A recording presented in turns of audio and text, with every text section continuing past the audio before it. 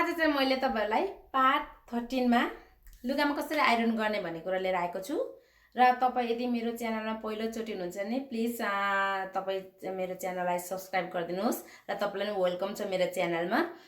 अनि आइरन चाहिँ मैले यसो कुर्तीमा पनि देखाएको थिए तर मैले यसो सोचे नलाउँ कि जस्तो यो आइरनको लागि चाहिँ मैले नदेखाउँ कि जस्तो पनि लाग्यो। फेरि यसो सोचेको कुर्ती र ब्लाउजमा अलिकति फरक छ अनि त्यो भएर मैले अलिकति फरक भएको कारणले मैले ब्लाउजको लागि नै आइरन कसरी लाउने भनेर कुरा देखाएको छु। तपाईलाई यदि त्यो अब आइरन लाउनु आउँदैन भने हेर्नुहोस् र आइरन एउटा अब कन्सेप्ट हो, एउटा कुरामा आइरन लाउनु तपाईलाई आउँछ भने अर्को कुरामा आउँछ। अलरेडी तपाईलाई जानेको छ भने नहेर्दा पनि हुन्छ यो भिडियो हैन, तर पनि तपाईलाई ब्लाउजमा चाहिँ कसरी गर्छ कन्सेप्ट छैन भने एकचोटी हेर्नुहोस्, त्यसले धेरै हेल्प गर्छ र तपाईले सिक्नु भयो भने अर्को कपडा पनि गर्न सकिन्छ। र अब हाम्रो यहाँको US डलरको कुरा गर्नु पर्यो भने एउटा सर्टमा आइरनिङ गरेको 3 देखि 5 डलर जति जान्छ। त्यो भनेको ठुलो सानो पैसा होइन है, त्यो भनेको त्यो भएर आफूले गर्न सिक्नु भयो भने धेरै सजिलो हुन्छ। तपाई आइरनिङ गर्नलाई सिक्न चाहनुहुन्छ भने यो पार्ट हेर्नुहोस्। अनि यो चाहिँ हाम्रो ब्लाउजको लास्ट पार्ट हो। हामीले ब्लाउज सिलाइसकेको छौं आज चाहिँ। अनि तपाई अर्को कुरो चाहिँ यो मेरो कम्प्लिट बेसिक कोर्सको लागि ट्युटरको लागि पनि यो एकदम लास्ट पार्ट हो। अब तपाईलाई म के भन्छु भन्दाखेरि तपाईले यत्रो दिन हेर्दिनु भएको छ त्यसको लागि थ्यांक यू र तपाईलाई बेस्ट अफ लक। तपाईहरु सिक्नु चाहनुहुन्छ भने अनि यो सिक्ने कुरा चाहिँ यहाँ एन्ड भएको छैन, किन भन्दाखेरि मैले अझै पनि अरु एडभान्स कुराहरु लगाइराखेको हुन्छु, मेरो आइडियाहरु शेयर गरिरहेको हुन्छु। त्यो भएर तपाईले एकदम मलाई फलो गर्न सक्नुहुन्छ। मेरो फेसबुक पेजमा, मेरो युट्युब च्यानलमा फलो गर्न सक्नुहुन्छ, म तल डिस्क्रिप्सनमा लाउने छु। अनि यो भिडियो मन पर्यो भने तपाईले लाइक शेयर कमेन्ट गरिदिनुस्, किन त्यसले मलाई इन्करेज मिल्छ। मैले यहाँ ब्लाउजलाई रेडी पारेको छु र आइरन गर्नुभन्दा अगाडि चाहिँ तपाईले यो के भन्छ टेबलमा यो छाउने एउटा चाहिँ राख्नुहोस्। र मैले आइरन पनि तातो भइसकेछ। यो चाहिँ पोलिस्टरको साडीको कपडा कस्तो हुन्छ तपाईले देख्नुहुन्छ, थाहा छ होला हैन। यो त्यो गर्नु लागि चाहिँ यो तातो, यो जति कालो धेरै भयो त्यति तातो हुन्छ। त्यता नलगेर म चाहिँ यो कम्ती तातो हुनेतिर लान्छु, कम्ती तातो लाउँछु किनभने यो डढ्न सक्छ। अनि आइरन गर्दा चाहिँ म के गर्छु भन्दाखेरि पहिला यो मैले अस्ति कुर्तीमा पनि देखाएको थिएँ है, यसलाई फर्स्ट म आइरन गर्छु। तपाईसँग त्यो यहाँ लाउने सानो सानो सिरानीहरु छ भने त्यो युज गर्दा हुन्छ है। म चाहिँ प्राय जस्तो सिरानी छ तर म त्यति सारा सिरानी युज गर्दिन।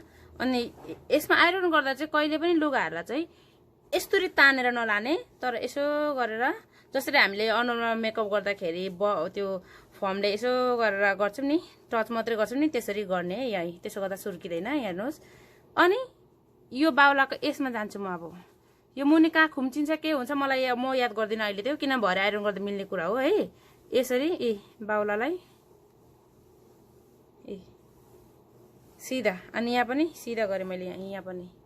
अनि अर्को साइडमा पनि त्यसरी नै लाने,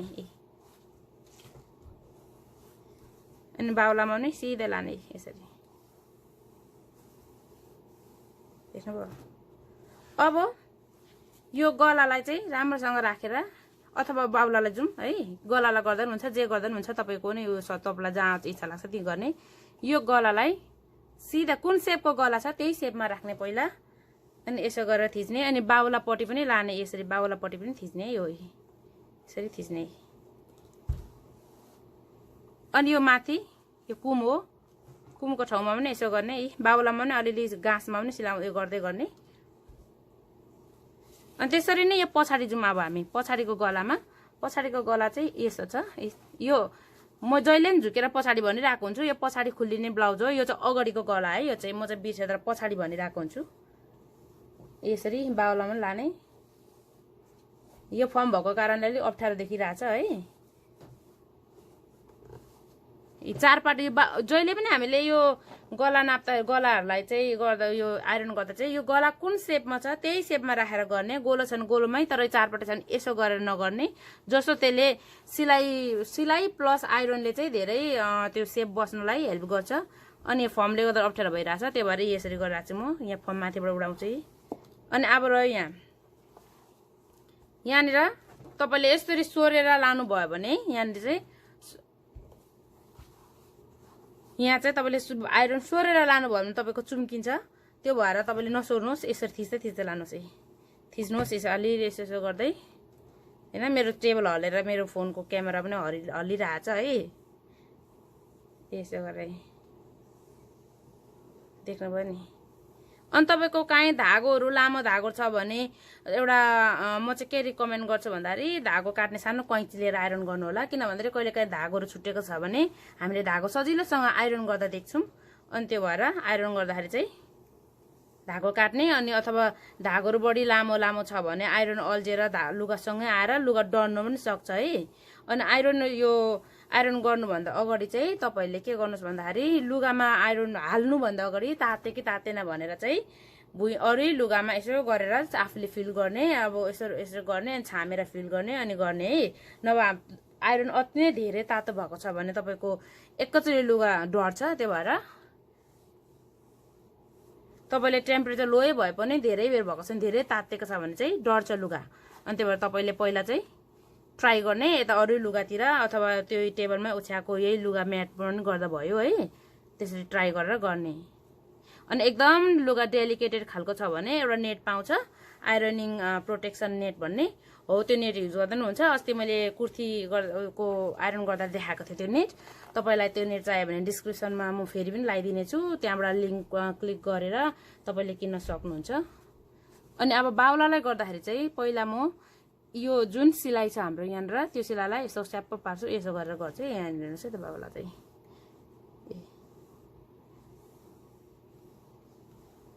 अनि बाउलामा चाहिँ मैले भित्री कपडा पनि लाएको छु तपाईले देख्नु भएको छ हैन त्यो बाउलामा चाहिँ किन भित्री लाएको भन्दा चाहिँ भित्री कपडाले चाहिँ अब अलिक हाई क्वालिटीको देखाउँछ बाक्लो मजाको ढक्क परेको देख्छ है यो अब एकदम भित्री लाएन भने चाहिँ बाउलामा चाहिँ अलिकति हुन्छ नि चिप क्वालिटीको देख्छ त्यो भएर म चाहिँ भित्री रिकमेन्ड गर्छु इभन म लुगाहरु म बेच्छु अनि मैले कति लुगाहरु चाहिँ इन्डियाबाट कति लुगाहरु चाहिँ मैले उतैबाट अर्डर गर्छु त्यो अर्डर गर्दाखेरि म आफै डिजाइन क्रिएट गरेर अर्डर गरेको हुन्छु त्यतिखेर पनि मैले उनीहरुलाई पनि भनेको हुन्छु है बाउलामा चाहिँ एकदम कपडा भित्री लगाइदिनु होला भनेर किनभने म्याक्सिमम मान्छेले बाउलामा भित्री लाउँदैन त्यसले चाहिँ अलिकति लो क्वालिटीको देखाउँछ त्यो भएर म चाहिँ एकदम बाउलामा पनि भित्री लाउँछु अनि तपाईले यदि मेरो स्टोरमा हेर्न चाहनुहुन्छ भने म मेरो डिस्क्रिप्सनमा मेरो स्टोरमा पनि देखाउँछु तर अहिले राइट नाउ अहिले चाहिँ त्यो अब अहिले लकडाउनले गर्दाखेरि मेरो सामानहरु सबै आउट अफ स्टक भएर त्यति सामानै छैन तर पनि एक दुईवटा छ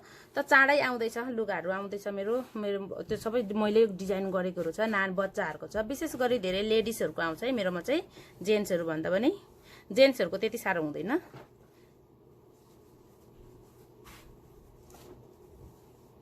हामीले आइरन पनि गरिसके आट्यौं यो अघि देखाएको बाउला हो यहाँ अघि मैले अघि भन्नाले लास्ट भिडियोमा चाहिँ यहाँनिर सेन्टर राखेर डेडमा राखेको थियो यहाँ यस्तो हुन्छ है मैले यहाँ सिलाएको छु यसरी ए ब्लाउज म फर्म पनि एकदम राम्रो क्वालिटीको लाउँछु यो चाहिँ एकदम त्यो माथिबाट पनि कपडा भएको हो त्यस्तो चाहिँ धुदा ओर्दा बिग्रिदैन जुनको रेडीमेडमा आएको चाहिँ प्राय फर्म मात्रै हुन्छ लुगाहरु हुँदैन है म्याक्सिमममा सबैमा चाहिँ म भन्दिन अनि मैले चाहिँ यो पाराले सिलाएको चाहिँ तपाईलाई यो पनि म देखाउँछु किन सिलाएको भन्दाखेरि मैले कति टेलरहरुले चाहिँ यो हेर्नुस् है त यो कति टेलरहरु चाहिँ बाउला पहिला गोलो सिलाउँछन् यता सिलाउँछन् यहाँनिर अलिकति छुटाएको हुन्छ यहाँनिर खुला राखेको हुन्छ अनि त्यो खुला चाहिँ म चाहिँ गर्दिन म चाहिँ यसरी एकैचोटी सिधै लान्छु किन भन्दा यसो गर्नाले चाहिँ तपाई भर्खर सिक्दै गर्नु भएको सिधै कुदाउनेलाई मात्रै तर दिमागमा अब अलिकति लजिक लाउन सक्ने खालको हुनुहुन्छ भने तपाईले सजिलो छ बढाउनु सक्नुहुन्छ घटाउनु सक्नुहुन्छ बढाउनु पर्यो नि यहाँबाट सर र एकखेप सिलायो घटाउँछ नि यहाँबाट यता सिलायो एकदम सजिलो सिलाउनु घटाउनु बढाउनुलाई त्यो भएर मैले चाहिँ